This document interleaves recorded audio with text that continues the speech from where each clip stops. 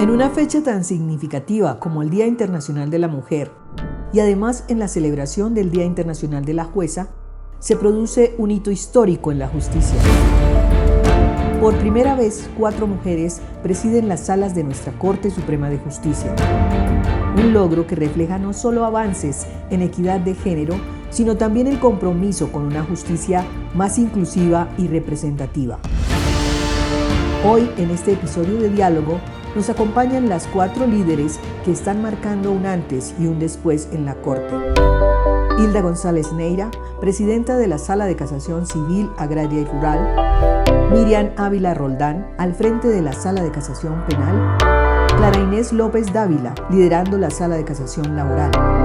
Y Blanca Nélida Barreto, presidenta de la Sala Especial de Primera Instancia.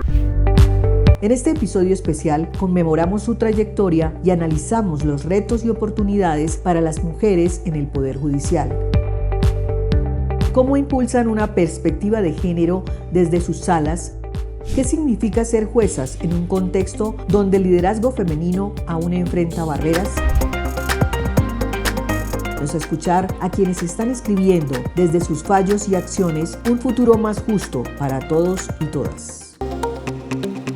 A propósito de la conmemoración del Día Internacional de la Mujer y frente a la feliz coincidencia, que creo que no es coincidencia, que 4 mujeres presidamos en este momento las salas especiales de la Corte Suprema de Justicia, creo que bien vale la pena preguntarse cuál es el significado de este hecho.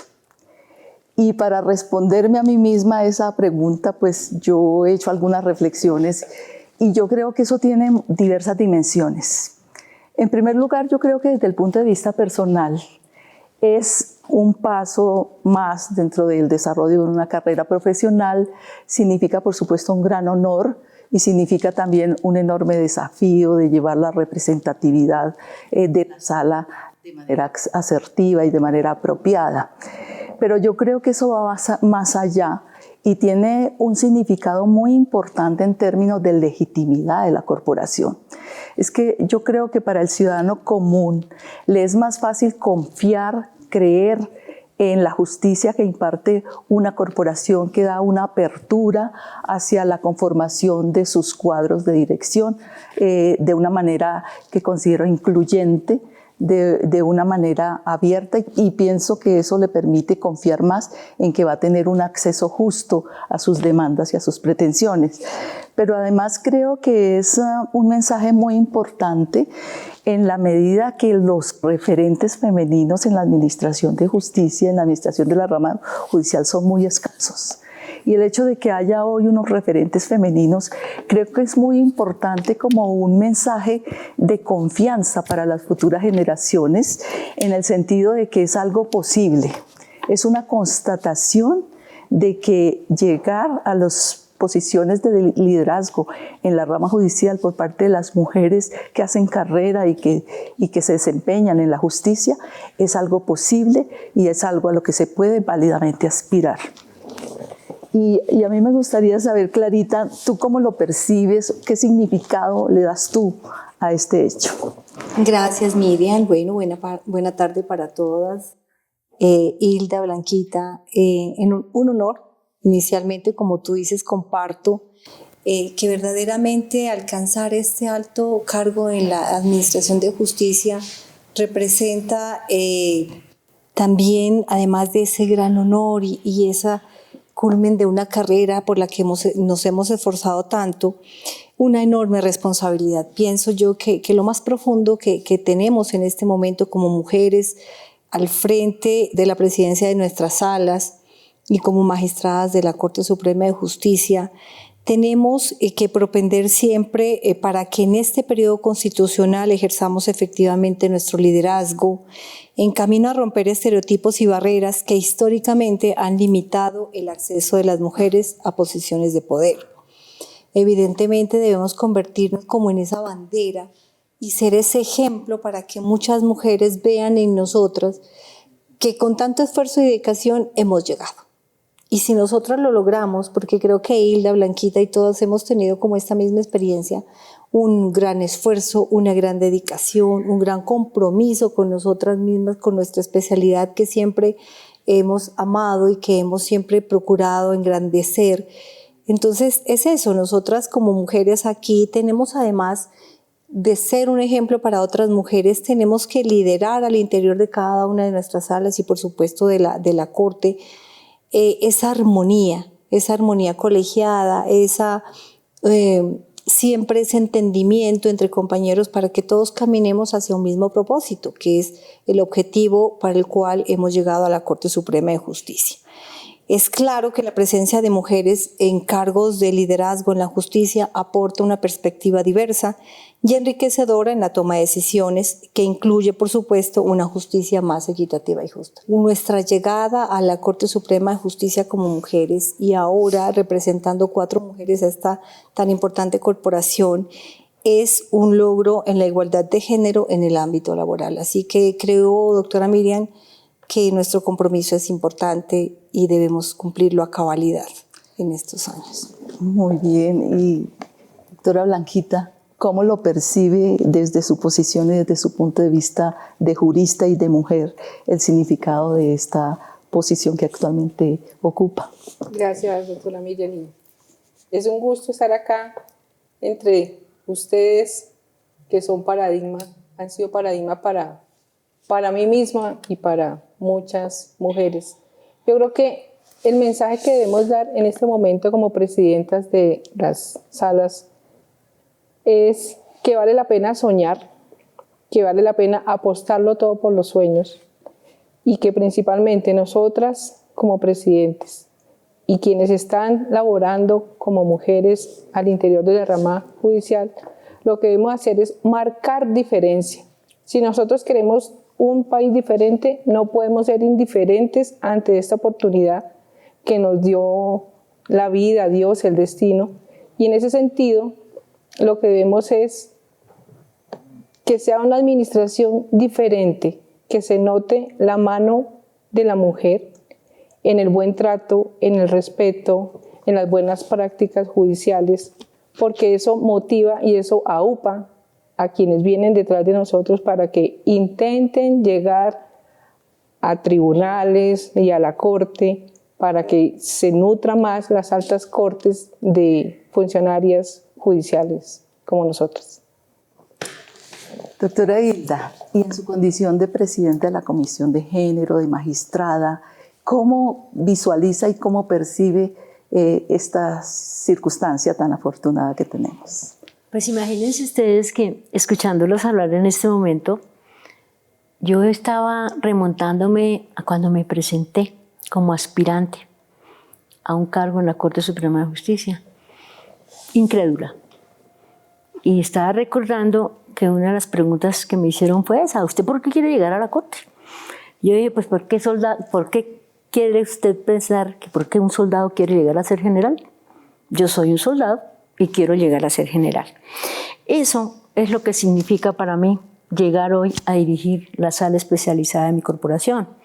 Y significa una mayor responsabilidad y un mayor compromiso, además de todos los que nosotras tenemos como mujeres, un mayor compromiso en mi vida profesional. Y ese mayor compromiso y esa mayor responsabilidad a mí me permite contribuir a la convivencia, me permite contribuir al acercamiento de la justicia con todos los integrantes de la sociedad.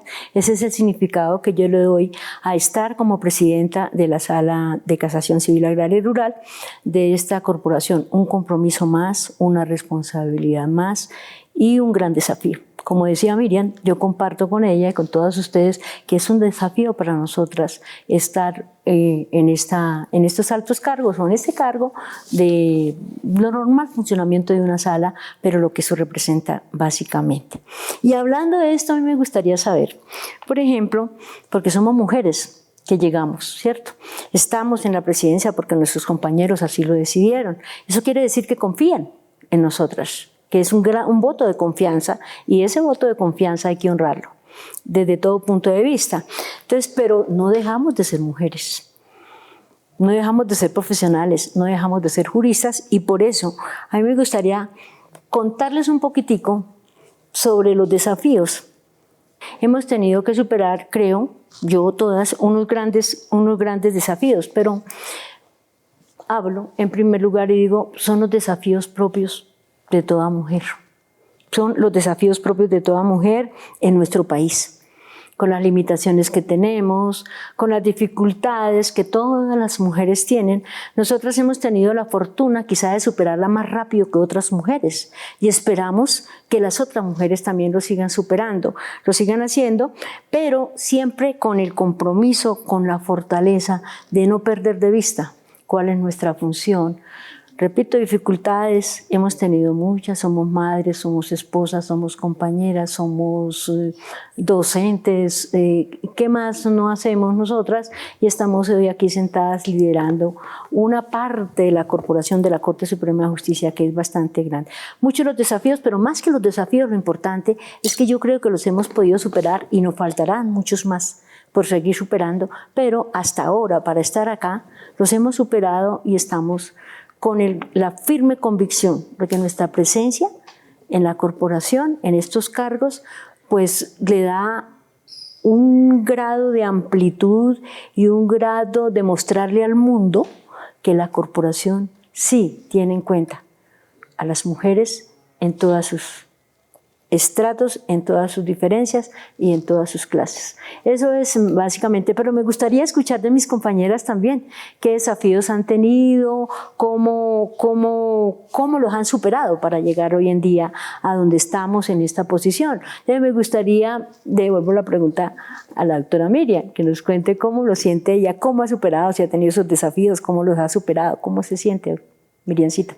Sí, mira, yo lo vería fundamentalmente en dos ámbitos. Claramente los desafíos que yo he tenido que superar en el desarrollo de mi carrera, como lo dices, son los desafíos que la mayoría de las mujeres tienen que enfrentar para poder trascender y para poder evolucionar el desarrollo de su carrera. Pero yo diría fundamentalmente dos. El primero de ellos, para mí, las creencias limitantes que se derivan de las propias estructuras que predominan en la sociedad. Es decir, las estructuras están ahí, en la familia, en la sociedad, en la escuela, en la universidad. Esas estructuras, por supuesto, patriarcales, que nos establecen unas limitaciones o que nos mandan un discurso limitante, ¿no? Pero creo que el desafío mayor es que nosotros superemos la creencia, porque han pasado siglos en que nos han hablado de las diferentes capacidades entre hombres y mujeres para enfrentar desafíos, y lo importante, creo el principal reto es superar y sobreponerse a esas creencias limitantes para poderse desarrollar a plenitud como jurista, como mujer y en todas las dimensiones del ser humano en los que una se puede desarrollar. Eso por un lado, creo que es el mayor desafío. Pero vinculado con lo mismo está lo que tú señalabas de la multiplicidad de roles que tenemos que manejar nosotras en nuestra condición de mujer, porque se nos exige, por supuesto, un desempeño muy exitoso como profesionales, pero también el cuidado del hogar, pero también, como decías, la docencia, es decir, muchas frentes en los que estamos incursionando. Y eso efectivamente implica unos grandes desafíos para nosotras, pero también creo que eso nos fortalece en muchos sentidos. Yo creo que de eso aprendemos mucho, a ser muy metódicas, aprendemos a ser disciplinadas, y me parece a mí que eso que parece ser en un momento dado un obstáculo, tenemos que capitalizarlo a favor con todas esas fortalezas que nos provee esa multiplicidad de frentes en los que tenemos que movernos. Pero eso no quiere decir que las estructuras hayan cambiado. Están ahí, están presentes en muchos de los escenarios sociales, familiares, de toda índole, pero lo que considero más relevante es eso, es sobreponernos a esas creencias limitantes. Clarita, ¿y usted qué piensa? ¿Qué nos cuenta de todo eso? Comparto con ustedes en eso. Realmente para nosotras los desafíos que debimos superar para alcanzar esta esta alta dignidad de la justicia fueron de todo orden, familiares, económicos, sociales, culturales, académicos, pero fundamentalmente pensaría que el desempeño, el mayor desafío que quizá debimos superar, el que teníamos con nosotros mismos. Pienso que nosotras somos, las mujeres, somos las que a veces también nos ponemos las barreras. No quiero decir que no existan en la sociedad, por supuesto que hay, pero creo que el primer desafío que debemos superar es ese en el que la mujer se sienta absolutamente convencida de que su rol laboral, de que su rol social está en ese propio empoderamiento. Nosotras somos capaces de llegar, nosotras somos capaces de avanzar, sí, solo sí entendemos que pese a las grandes dificultades, a los tropiezos, a la cantidad, a los requisitos adicionales que nosotras debemos demostrar en la sociedad, nuestra fortaleza interna será la que realmente nos permita alcanzar nuestros sueños. Que entendamos nosotras que todo lo que nos propongamos lo logramos sí, solo sí. Ponemos ese esfuerzo adicional porque así nos lo exige la sociedad y el esquema laboral. Si nosotros aportamos ese granito adicional de paciencia, de tolerancia y logramos demostrar esas fortalezas que como mujeres la vida nos ha dotado, pero también nosotras mismas cada día nos llenamos de nuevas energías, de nuevos empoderamientos, de nuevas capacidades para superarlo. Entiendo que el desempeño laboral de las mujeres en la rama judicial no es ajeno a la problemática de discriminación que de manera general enfrentan en todos los ámbitos, tanto en el sector privado como público en Colombia. A pesar de los avances en la integración de la perspectiva de género en diversas esferas, todavía enfrentamos múltiples desafíos. Esto se debe principalmente a las barreras de tipo estructural y cultural, como ya decía. Pero hay aún algo más, es que existen estereotipos que cargamos las mujeres como un lastre, entre ellos la creencia de que configuramos el sexo débil, que se tiene baja capacidad de liderazgo o de resolución efectiva de conflictos. A nosotros nos han hecho creer como mujeres que nosotros no podemos liderar, pero miren que aún así nosotros lo podemos respirar en el ambiente en el que nos desenvolvemos. Aún existe hacia la mujer esa desconfianza de asumir roles o asumir altos roles. Quizá para nosotros no sea tan patente, tan evidente, pero aún se percibe, aún en estos altos cargos, que hacia la mujer no hay ese suficiente arropamiento de los compañeros nuestros para decirnos, mujeres, asumamos la alta dirección, pero asumámoslo con esa confianza propia de ustedes, mujeres profesionales que se han capacitado, que se han preparado, y ese liderazgo lo han mostrado en otros escenarios, porque no podrían hacerlo acá al interior de la corporación. Entonces, yo, por supuesto, no he sido ajena a esa difícil tarea de conciliar la vida laboral con la familiar y las situaciones que son propias del hecho de ser mujer, como con la maternidad, con las ausencias del hogar y las responsabilidades que ello implica, porque al final de todo nosotras nos convertimos en trabajadoras de tiempo completo, cumplimos un rol en nuestra organización laboral, pero cuando llegamos a nuestra vida familiar seguimos desempeñando ese rol, es decir, nosotros somos mujeres de 24/7 y eso sí quería contarlo acá, porque nosotras cuando salimos de acá y llegamos a nuestra vida social y familiar, somos mujeres como todas las demás mujeres de Colombia y del mundo. Tenemos una función como madres, como hijas, como hermanas, como abuelas tal vez, no sé, todos tenemos roles adicionales y debemos llegar a nuestra casa porque somos proveedoras, a mirar que todo esté funcionando bien. Entonces, esa mujer integrada de ciertos compromisos laborales, sociales, familiares, pues es lo que nos ha hecho más difícil la tarea. Pero lo importante es que sepamos asumirla y desarrollarla a plenitud. Pero entonces, doctora Hilda, creo que con esto ampliamente le he contado mi experiencia y los desafíos que he tenido que superar. Qué interesante este tema de los desafíos. Blanquita, ¿su opinión al respecto? Yo me uno a a las palabras que han dicho ustedes y, por ejemplo, lo que dice la doctora Miriam, la estructura limitante, ese marcado en todos los ámbitos, sentido patriarcal de todo. Más en el penal, doctora Blanca. Total, es verdad, es verdad. Es cierto. La respuesta o tratar de superarlo es con elevar nuestra autoestima, o sea, que confiemos y sepamos que sí se puede superar.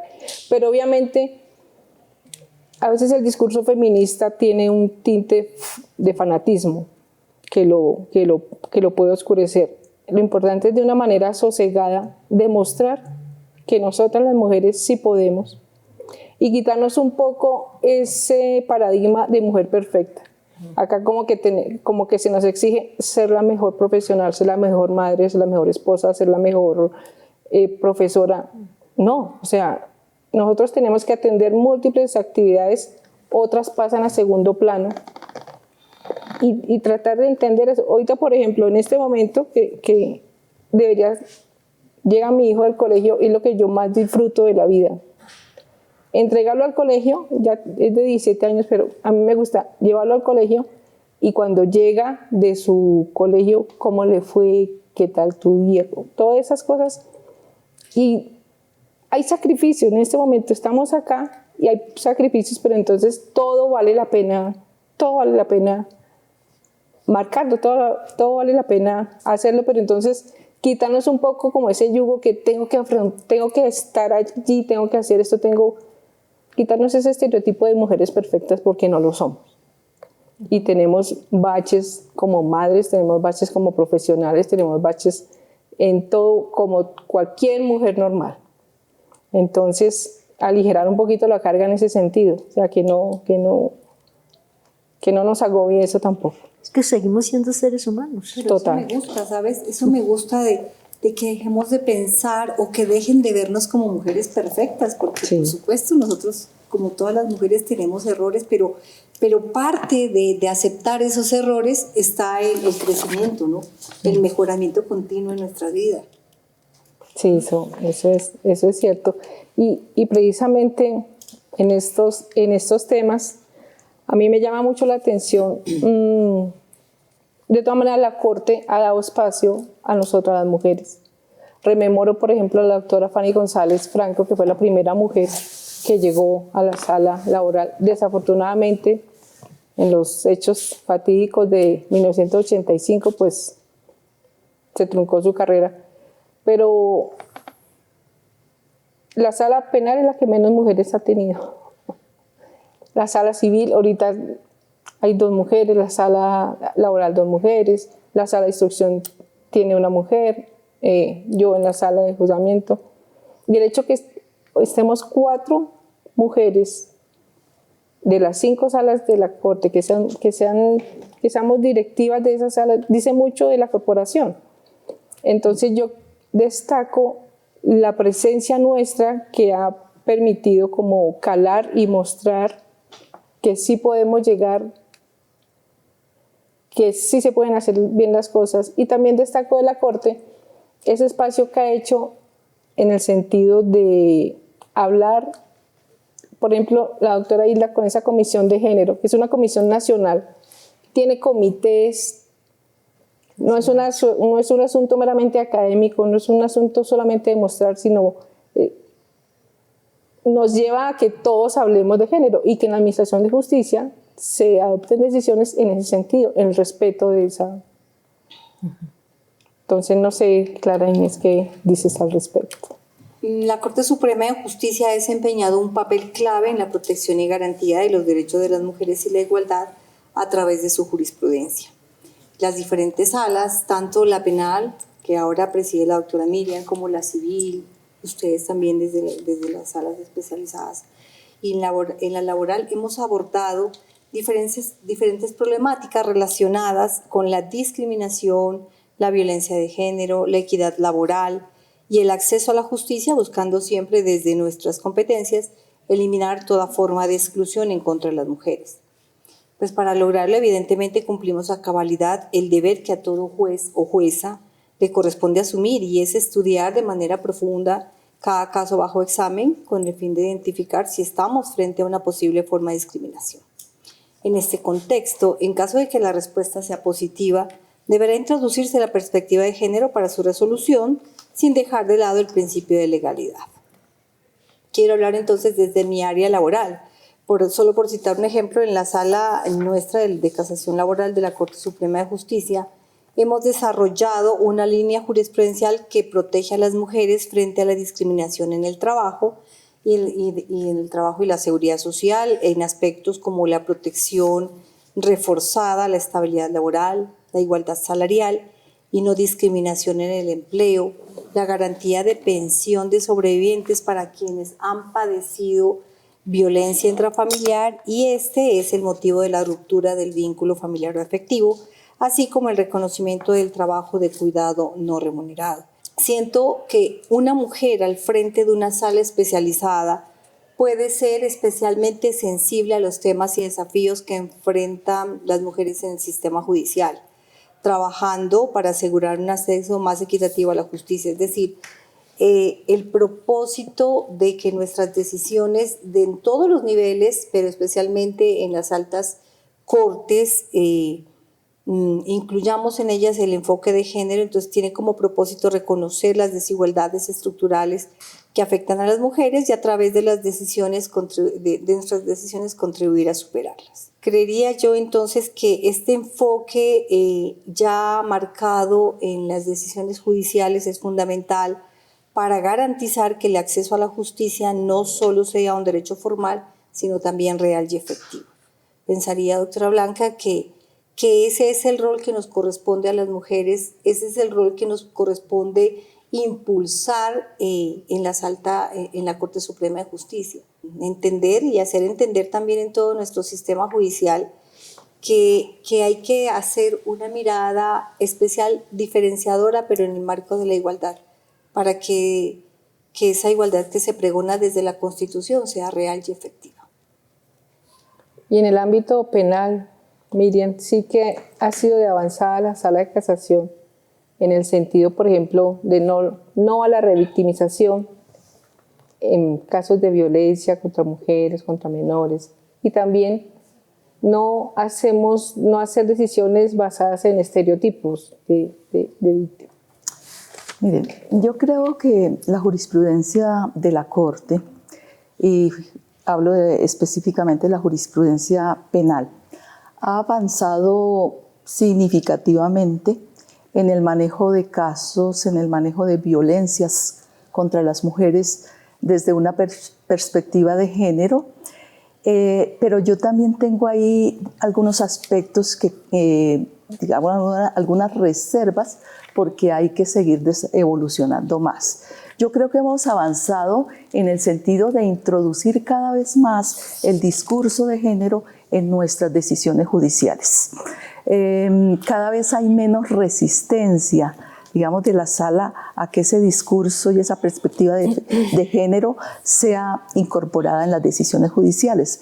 Pero creo que todavía nos falta avanzar más en una verdadera aplicación para la toma de decisiones que verdaderamente impacte el manejo del caso. Porque en ocasiones el manejo se puede quedar en el discurso. Entonces hay que tener mucho cuidado de que esa perspectiva de género en realidad sea una metodología, sea un método que se aplique al caso concreto para llevar a soluciones que efectivamente hagan un tratamiento diferencial del caso, teniendo en cuenta si esas desigualdades estructurales a las que ha estado sometida la mujer. Entonces, no obstante que hemos avanzado en el tema judicial, me refiero a esto en la administración de justicia, creo que todavía es necesario aterrizar más el discurso y ubicarlo en la perspectiva de método de resolución de casos.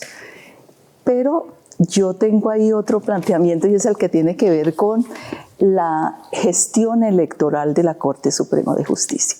Si bien yo creo que hemos avanzado mucho en la parte de justicia, de manejo de casos, me parece que en el aspecto electoral, de las funciones electorales de la Corte Suprema de Justicia, todavía estamos manejando un criterio de igualdad formal, en donde decimos, llega una lista de 5 mujeres, 5 mujeres juristas, 5 hombres, y entonces elegimos a la mejor o al mejor de esa lista.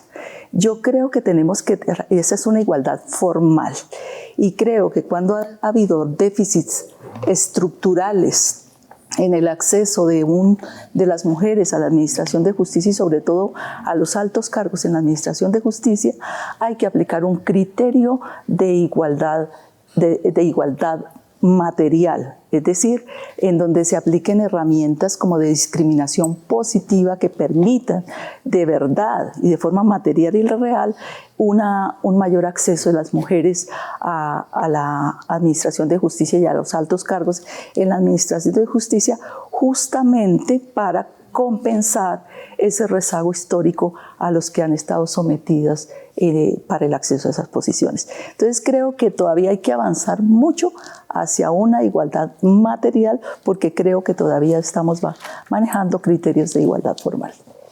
Claro, y es que las altas cortes y de tribunales y demás deben reflejar la sociedad, y la sociedad somos hombres y mujeres igualitarios. Entonces, para que se represente en las altas cortes, en verdad, la sociedad, porque las mujeres debemos participar en todas las decisiones, o sea, no podemos estar relegadas a un segundo plano. Pero para hablar de la comisión, acá tenemos a la autoridad, doctora Hilda, Comisión Nacional de Género. Blanquita, me lo debo mucho a la autoridad, pero sí, yo tuve la fortuna de dirigir la Comisión Nacional de Género hace 2 años, y ahora tengo también la fortuna de ser la representante de la Corte en la Comisión Nacional de Género. No es un cliché, pero es un tema que me apasiona, un tema que me gusta, que me hace vibrar, que me hace pensar y que me hace reflexionar. Esas características me han permitido a mí ver cómo, por lo menos en mi sala y la corporación en general, ha avanzado.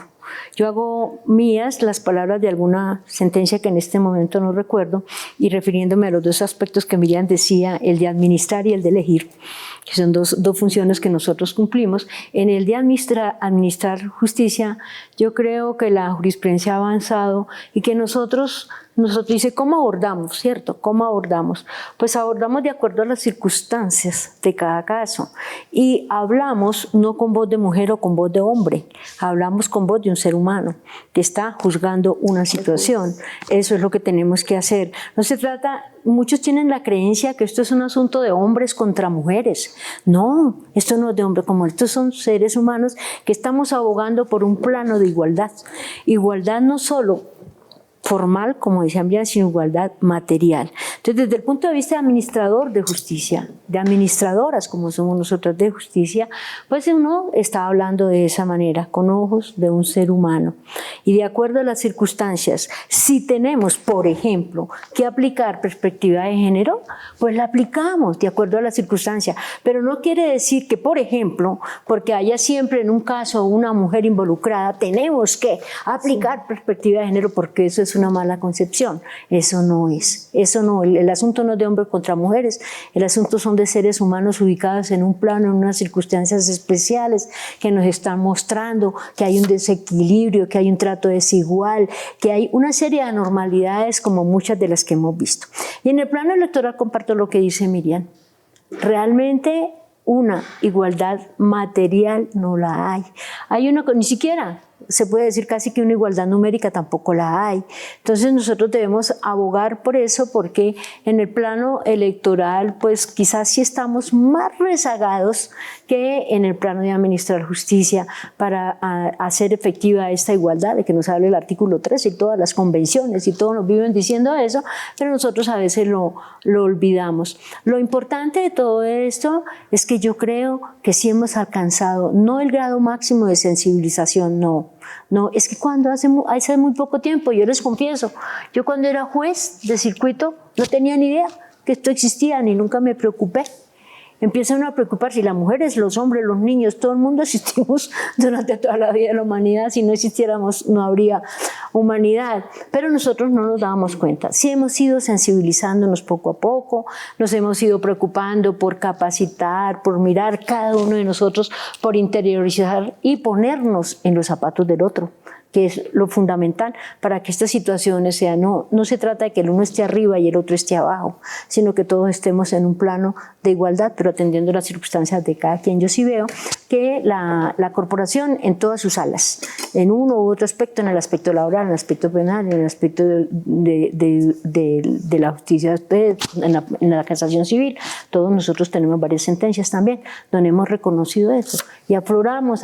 Ya, yo puedo decir que en nuestra piel ahora sí está brotando un poquito de eso, de una mayor sensibilidad, no que hayamos sido insensibles, quizás hemos estado callados, sumisos, como decía Blanca, quizás nos quedamos quietos como porque no incomodo. Hay que incomodar, si hay que incomodar en aras de conseguir que estas cosas sean no solo un discurso, sino que sean reales y sean materiales. Eso es lo que yo veo en el papel que está jugando la jurisprudencia en este momento frente a estos temas de género, de desigualdades y de todo lo demás.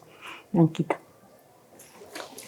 Clara Inés, y hablando, digamos, un mensaje para las futuras generaciones, ¿qué les das? ¿Qué mensaje les das? Bueno, recogiendo quizá todo el discurso argumentativo que hemos traído para la tarde de hoy, mi mensaje estaría dirigido para todas aquellas que sueñan con transformar la justicia desde adentro y construir un sistema más equitativo, plural y cercano a la realidad de nuestra sociedad. La excelencia, la ética y el compromiso, como decíamos hace un momento, no tienen género. Es un camino que se traza con valentía y disciplina, con pasión y decisión, sorteando los desafíos y quebrantando el silencio que tanto daño nos hace. Aquel impuesto externamente o autoimpuesto como resultado de imaginarios del colectivo patriarcal en el que nos desenvolvemos. Eso lo retomaba la doctora Miriam hace un momento. Nosotras asumimos diferentes retos. Que el primero sea nuestro compromiso con nosotras mismas. Procurarnos siempre la mejor versión, es lo que yo siempre propendo en cada oportunidad que me encuentro con mis mujeres, invitarlas a que den siempre su mejor versión. Eso nos permitirá ser mejor personas, mejor mujeres, profesionales cada día. El segundo mensaje es hacer su trabajo con la convicción de que su aporte cambiará el mundo. Digo yo que dejar en cada oportunidad laboral una huella para que las haga visibles y al tiempo las empodere para asumir nuevos y más grandes retos. Hace poco que hablaba con mi grupo de secretaría y relatoría, les decía que lo más lindo de nuestro rol como mujer es que siempre que pasemos por algún lugar laboral, social, familiar, dejemos una huella que quede ahí impregnado, que fue una mujer empoderada, que fue una mujer líder, la que quiso cambiar y efectivamente cambió. Por último, un muy querido amigo me habló en un momento importante de mi vida, justo cuando estábamos en la campaña, doctora Hilda, de la que usted hablaba, que en verdad es una etapa difícil, de que nuestros sueños, nuestra vida, nuestras metas deben parecerse a una alcancía, en donde pongamos todas las monedas, todas, que ninguna se quede por fuera, porque solo así, si logramos llenarla, esa alcancía, alcanzaremos nuestros sueños y anhelos. Este es mi mensaje. Mi mensaje para todas las mujeres es: explora las maravillas de la realización personal a través del trabajo. Confucio dijo: elige un trabajo que te guste y no tendrás que trabajar ni un día de tu vida. Porque siento que nosotras las mujeres estamos llamadas a transformar el mundo. Porque estoy absolutamente convencida de que todo aquello que nosotras tocamos con ese especial cariño, compromiso y dedicación, lo transformamos en algo bello e invaluable.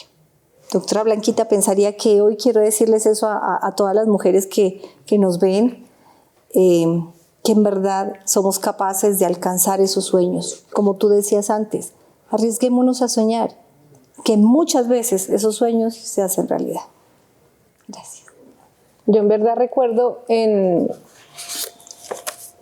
En el año 1985 yo estaba en segundo de Derecho, me hizo acordar Clara Inés. Estaba en segundo de Derecho y fue la toma del Palacio. Ahí murió el doctor Reyes Echandía y el doctor Emilio Sandoval. Ellos me dieron clase a mí, por ello me gusta el derecho penal. Pero era paso obligado, yo estudiaba en el externado, era paso obligado pasar por la calle 12 y yo siempre vi la reconstrucción de este palacio y yo veía la obra y decía, chévere algún día llegar a trabajar ahí. Era un sueño, de verdad era como un ideal y Dios me permitió, o sea, llegué a ser magistrada auxiliar durante 16 años y luego magistrada titular. Y entonces el mensaje, siguiendo a Clara Inés, que vale la pena soñar y vale la pena apostarle a los sueños, porque se pueden hacer realidad. Mira, yo fundamentalmente le diría a las juristas jóvenes, especialmente, que quieren incursionar en una carrera en la rama judicial o en cualquier escenario de la actividad profesional, primero que todo, que hagan su mejor esfuerzo por superar y sobreponerse a las creencias limitantes. Que si bien, como ya lo indiqué, las estructuras están ahí y hay que cambiarlas, lo fundamental es que cada una se sobreponga, entienda que son creencias equivocadas, aquello de pensar que las mujeres tienen capacidades limitadas para determinadas actividades, que superen esas creencias, que se sobrepongan, y eso les va a permitir tomar valor y confianza para ocupar los espacios que les corresponden. Es importante no tener miedo a ocupar los espacios que les corresponden. Y, en tercer lugar, que el ejercicio de un liderazgo por parte de las mujeres debe hacerse desde lo femenino. Es decir, es un error pretender ejercer liderazgos con connotaciones masculinas, levantando la voz, con la imposición, con el control, con la supervisión. Las mujeres tenemos unas habilidades competenciales muy especiales. Y tenemos que utilizar esas habilidades. Entonces, el liderazgo que se ejerce desde lo femenino es un liderazgo que toma en cuenta elementos como la empatía, como la serenidad, como la capacidad de tener una visión de 360 grados sobre las situaciones y sobre los problemas. De todas esas habilidades que nos permite la dimensión femenina, debemos hacer uso para ejercer nuestros liderazgos. Es que incluso en algunos casos hay hombres que han tenido la suficiente inteligencia emocional para desarrollar su parte femenina y empezar a ejercer liderazgos con connotaciones femeninas, es decir, a partir no de la imposición, sino de la proposición, a partir del acompañamiento, a partir de la empatía, que es un valor y una cualidad tan importante. Entonces, fundamentalmente, me quedaría en eso. ¿Qué mensaje les deja hoy a las mujeres para que sigan su ejemplo, doctora? Y el de ustedes también, no solo el mío. Mire, es tanto lo que uno quisiera decir, que las palabras como que no fluyen. Es tanto lo que uno siente de ver a otras mujeres y de verse uno acá. Pero yo quisiera enviarle un mensaje a las mujeres. Como mujeres, prepárense para lo que quieran hacer, bien preparadas. Prepararse no es solo para ser una profesional, para una carrera, no, para la actividad que sea, prepárense siempre, no olviden que hay que prepararse. Y para las mujeres que están en el campo de la administración de justicia, yo quisiera decirles que nunca olviden, siempre tengan la conciencia de lo que significa administrar justicia, de lo que significa ser abogada. Recordemos que abogado, abogada, viene de advocatus, es decir, hablar por otro, por aquel que no puede hablar. Y eso es lo que yo les recomiendo mucho. Y cuando hablemos, no olvidemos que los quienes administramos justicia, tenemos en nuestras manos los derechos de las personas. Esa es la materia prima con la que nosotros trabajamos. Por eso la trascendencia de nuestro papel. Y como decía Miriam y como decía Clarita, decía Blanca, la sensibilidad de la mujer no es que los hombres no sean sensibles, no, los hombres son sensibles, pero hablar desde lo femenino también es importante para lograr las diferentes metas que nos hemos trazado todas. No olviden que abogado es el que aboga por otra, por otro, por aquel quien no puede hablar o por la circunstancia que sea, no lo podemos perder de vista, y que nos debemos como servidores judiciales a los destinatarios de nuestro servicio. Los destinatarios de servicio pues son todos los integrantes de la sociedad. Ese sería mi mensaje. Creo que ha sido un encuentro muy importante, unas reflexiones muy valiosas, justamente a propósito del Día Internacional de la Mujer, y que nosotras como referentes, puede ser que las juristas jóvenes no nos sigan como unos referentes, pero es importante que estemos ahí y que ellas entiendan que eso es posible y que esta es una evidencia de que es posible llegar a posiciones de gobernanza dentro de la rama judicial ejercidas con la mayor impecabilidad y con el mayor compromiso como nos corresponde.